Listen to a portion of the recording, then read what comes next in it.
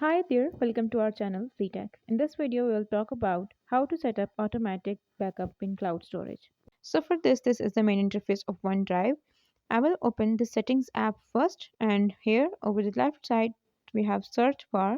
So simply search for backup and click on backup and sync your settings. Now here as you can see app list is backed up and preferences backed up too. OneDrive is not syncing here, so for this click on setup syncing. As you click, now enter your email address and click on sign in.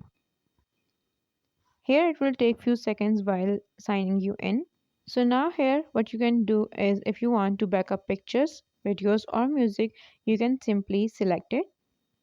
So I will click on use this folder for now. Okay, so now here they are getting ready things, so you can turn it off if you don't want to backup videos, music, desktop or pictures. So I will turn all these on here and then click on start backup. Now the data is backed up. If I click on open OneDrive, so OneDrive will open and it will create a folder here. Now let's go back to settings again and let's see if the files were syncing or not. So here over the left side we have accounts option. Click on it and from here we need to scroll down until you find backup option. So keep scrolling.